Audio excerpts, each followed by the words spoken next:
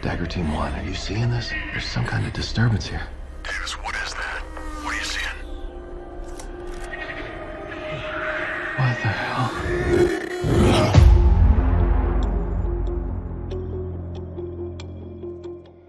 Semua hal di dunia ini punya wujud. Wujudnya bisa padat, bisa cair, bisa gas. Tapi ada wujud yang mungkin kalian tidak kenal. Solid, liquid, gas. Lava can turn into rock, ice can turn into water, metals can melt, and these are natural states, but there are unnatural states. Bose-Einstein condensate, a state of matter that was predicted by Nath Bose and Albert Einstein. Nah, apa yang disebutkan dalam film ini bukan fiksi. Bose-Einstein condensate adalah wujud kelima dari materi setelah padat, cair, gas, dan plasma. Disebut Bose-Einstein karena wujud ini ditemukan oleh dua orang, Nath Bose dan Albert Einstein. Sayangnya, wujud materi ini tidak bisa kalian saksikan sehari-hari, karena dia merupakan fenomena kuantum dan hanya tercipta dalam kondisi yang amat sangat dingin. Einstein predicted that the state of matter would exist, but he thought it was at such a ridiculously low temperature that you would never be able to actually observe it. It's so cold it will kill you instantly on contact, and it can do everything that we've been seeing. Yang menarik, wujud ini punya sifat superfluid. Artinya, dia sangat halus, sehingga bisa menembus apapun tanpa hambatan. Did you see that? The bullets went right through it. Did he miss? McFadden doesn't miss.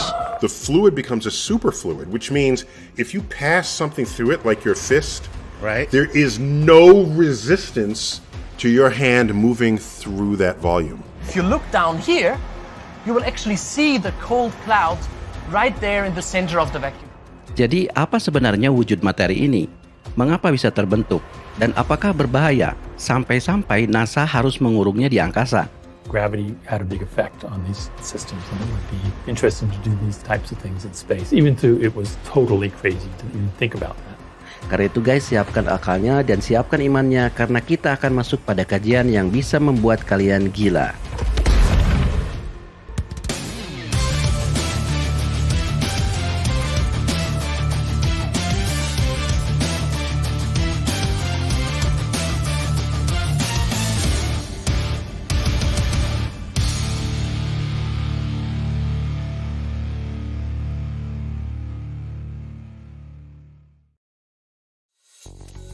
Kita bahas dulu sekilas tentang film Spectral. Film ini tayang di Netflix, dan film ini cukup menarik karena menggabungkan film perang dengan film horor. What the hell? Tapi horornya bukan horor biasa, horornya horor ilmiah. The agency thinks this is some kind of cloaking technology. Jadi film ini bercerita tentang perang sipil di Moldova, dan Amerika terlibat dalam perang ini. Suatu ketika, beberapa pasukannya mati secara misterius. Dan dari salah satu rekaman kacamatanya terdapat penampakan. In the last few weeks, we've been finding bodies around the city that were killed in the same way. Insurgent soldiers wearing active camouflage. In this country, something that advanced. Awalnya mereka mengira ini sejenis teknologi kamuflase. Tapi Mark Klein, tokoh utama dalam film ini, yang juga seorang ilmuwan, mengira ini sesuatu yang lain. I don't know what I'm thinking yet, but there is an explanation. Sehingga dia harus terjun ke lapangan untuk melihatnya secara langsung. Namun apa yang terjadi?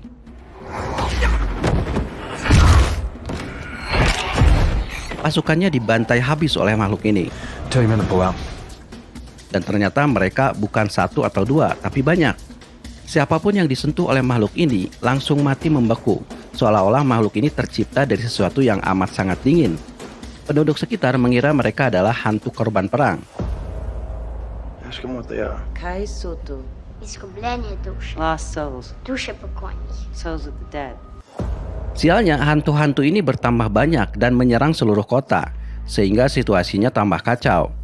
Tapi untungnya, Mark Klein menemukan petunjuk bahwa makhluk ini bukan manusia, bukan hantu, tapi seseorang telah menciptakannya di lab. I know what they are. Someone made it. Man-made how? Bose-Einstein condensate, a state of matter that was predicted by Nath Bose and Albert Einstein. Can pass through walls. It's so cold it will kill you instantly on contact, and it can do everything that we've been seeing. Dengan modal pengetahuan itu, akhirnya Mark Klein tahu bagaimana cara melumpuhkan materi ini. If my math is right, Should break down condensate. Ya selanjutnya silahkan tonton sendiri filmnya di Netflix. Sekarang kita bahas sisi sainsnya.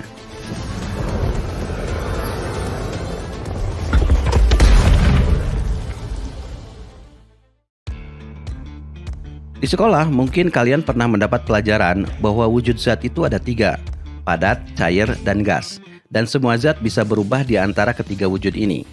Misalnya air. Air dalam suhu ruangan wujudnya cair. Tapi ketika kalian masukkan ke dalam freezer, wujudnya berubah jadi padat, yaitu es. Dan ketika dipanaskan sampai mendidih, wujudnya berubah jadi gas. Dan ini pun berlaku untuk zat lain. Solid, liquid, gas. Lava can turn into rock, ice can turn into water, metals can melt. Ya tentu setiap zat berbeda. Pada suhu berapa dia mencair, pada suhu berapa dia memadat. Tapi kalian dapat poinnya, bahwa wujud zat itu bergantung pada suhunya. Pertanyaannya, apa itu suhu?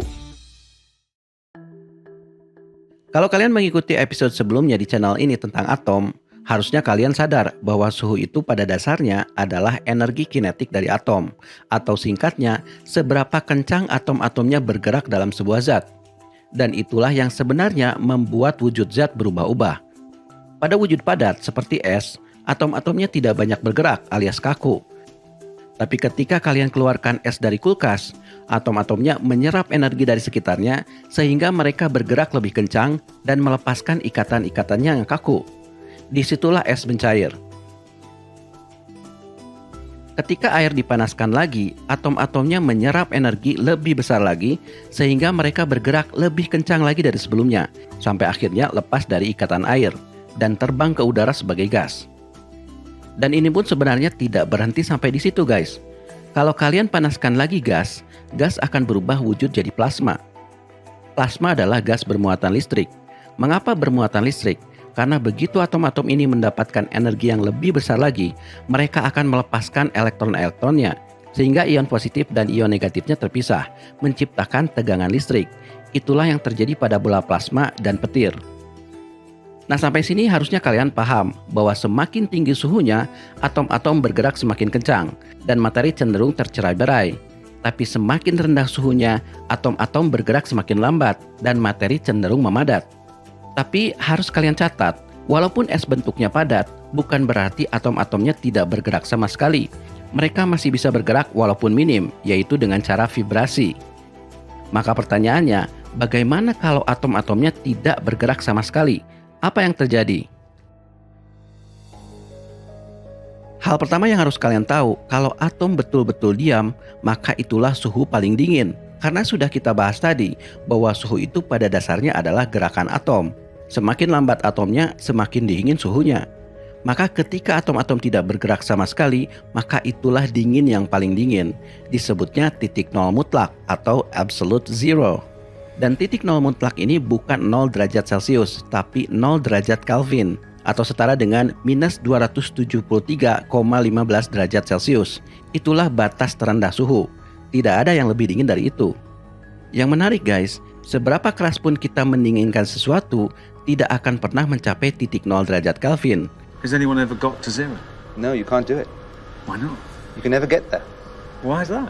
Because every time you try... Ya kalau dibahas cukup panjang, ini ada hubungannya dengan hukum termodinamika dan teori kuantum. Tapi intinya, hukum alam melarang atom untuk benar-benar diam. Because there's a quantum vibration that goes on, no matter how much heat you've taken out.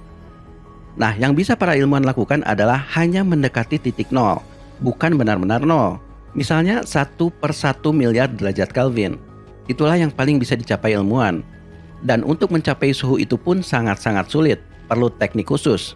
Tapi bagian paling menariknya adalah semakin mendekati titik nol mutlak, maka wujudnya bukan lagi padat, bukan cair, bukan gas, tapi sesuatu yang lain. Inilah yang diprediksi oleh Niels Bohr dan Albert Einstein pada tahun 1924.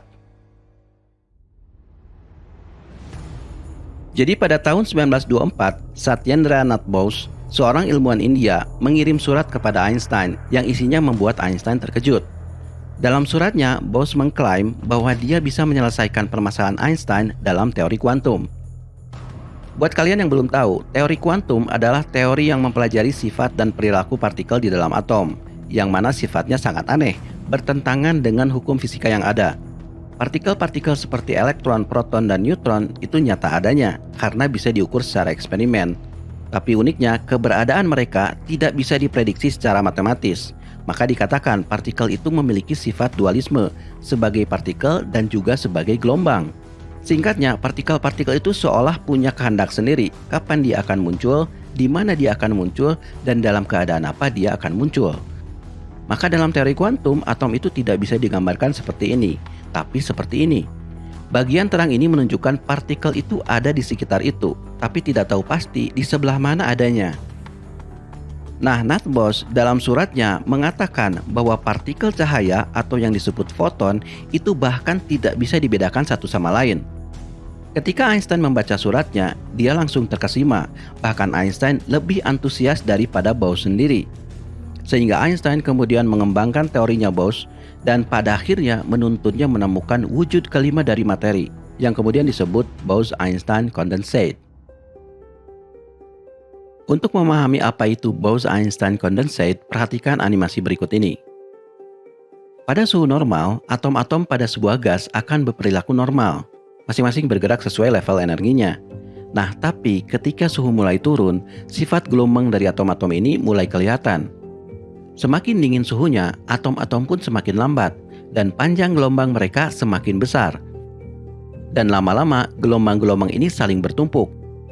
Hingga pada akhirnya, semua jatuh pada level energi yang paling rendah, dan mereka bergabung menjadi satu, seolah-olah mereka adalah satu atom yang besar. Itulah Bose-Einstein condensate. You just keep getting this colder and colder and colder, and the wavelengths of each of these particles gets longer and longer. And you reach a point where all the wavelengths overlap each other for every single particle. And they become one. Nah tapi guys, apa yang diungkapkan Einstein ini dalam makalahnya baru sebatas teori. Einstein hanya meramalkan bahwa wujud materi ini harusnya ada dan akan berbeda dari wujud materi yang kita kenal. Masalahnya, untuk membuktikannya, atom harus didinginkan sampai mendekati titik nol mutlak, yang mana itu bukan perkara mudah, karena kita berbicara ratusan derajat di bawah dinginnya es, di mana atom-atom benar-benar hampir diam. Tapi seiring perkembangan teknologi, para ilmuwan akhirnya menemukan bagaimana cara melakukannya, yaitu dengan menggunakan laser. Ya mungkin selama ini kalian taunya laser itu panas, bahkan bisa memotong baja. Tapi dalam kasus ini, laser justru digunakan untuk mendinginkan atom. Bagaimana caranya? Jadi para ilmuwan mengatur frekuensi laser sehingga ketika atom ditembak oleh laser ini, atom-atom akan melambat karena dia didorong oleh partikel cahaya dari arah berlawanan. Ini sama seperti ketika menghentikan bola biliar yang bergerak dengan menumbuknya dari arah berlawanan. Here we cool atoms down with lasers and they get a recoil from it. Just if you hit a billiard ball with another billiard ball. Nah, dengan cara ini, para ilmuwan pun bisa menurunkan suhu sampai beberapa mili Kelvin. If you look down here, you will actually see the cold clouds right there in the center of the vacuum. Tapi guys, itu belum cukup. Para ilmuwan harus melanjutkannya menggunakan teknik yang disebut evaporative cooling. Sederhananya, itu sama seperti meniup secangkir kopi panas. Bedanya, cangkir yang dimaksud di sini adalah medan magnet yang mengisolir atom-atom. Lalu ditiupkan semacam radiasi ke atasnya, sehingga atom-atom yang lebih panas akan keluar dan menyisakan atom-atom yang dingin. Dengan dua cara ini, akhirnya para ilmuwan bisa mendinginkan atom sampai suhu yang dibutuhkan untuk Bose-Einstein condensate terbentuk. Wait a minute. Okay, so yes, that's the condensate? That's the condensate. But look at the temperature. Yeah, it's very cold. 177 billionths of a degree. 177 billionths of a degree Kelvin. This is the coldest spot in the universe. Sayangnya guys, wujud materi ini tidak bisa bertahan lama. Para ilmuwan sejauh ini hanya bisa mempertahankan wujud ini antara 15-20 detik, waktu yang sangat singkat. Mengapa seperti itu? Karena atom-atom pun pada dasarnya tidak suka dingin. It is incredibly challenging making something ultra cold because there is nothing in the natural world that wants to be ultra cold. Something like this is so rare, so unnatural, so unlikely. But there are unnatural states. Bose-Einstein condensate. Jadi tidak seperti di film Spektral, di mana hantu-hantu yang katanya tercipta dari wujud ini bisa gentayangan keluar, bahkan bisa membahayakan manusia. Kenyataannya, aslinya wujud materi ini sangat rentan, sehingga harus selalu dikurung dalam medan magnet. Itu makanya NASA mencoba melakukannya di angkasa. Mengapa? Karena salah satu hambatan para ilmuwan menciptakan wujud materi ini adalah gravitasi. Sedikit saja dia bersentuhan dengan dunia luar, maka atom-atom pun akan segera menyerap energinya, dan wujud ini hancur seketika. Dengan melakukannya di angkasa, maka gravitasi bukan hambatan lagi, sehingga wujud materi ini bisa melayang di udara dan bisa bertahan lebih lama. Gravity had a big effect on these systems, and it would be interesting to do these types of things in space. We think we can get to a new regime of even colder temperatures for even longer amounts of time. Lalu, mengapa para ilmuwan mempelajarinya? Karena ada satu karakter menarik dari wujud ini, yaitu superfluid. Tentu kalian sadar bahwa sesuatu yang bergerak pasti akan mengalami hambatan atau gesekan, sekalipun itu dengan udara. Ya karena udara punya kekentalan seperti halnya air.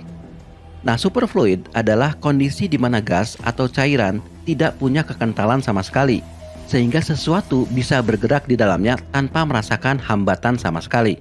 The fluid becomes a superfluid, which means if you pass something through it like your fist, right, there is no resistance to your hand moving through that volume. Nah, tapi sebenarnya guys, sifat superfluid ini masih bisa dihasilkan tanpa harus sedingin Bose-Einstein condensate. Ini contoh superfluid dari helium cair yang didinginkan sampai sekitar 2 derajat Kelvin. Perhatikan bahwa wadah ini tidak punya pori-pori sama sekali. Tapi kalian bisa melihat seolah-olah airnya menetes ke bawah. Yang harus kalian tahu, airnya menetes ke bawah bukan karena ada lubang di bawahnya, tapi karena cairan ini mendaki ke atas melewati sisinya. Below the lambda point, the superfluid component of liquid helium creeps up along the walls of its container in an extremely thin film. The film rises along the inside wall and comes down along the outside, collecting in drops at the bottom.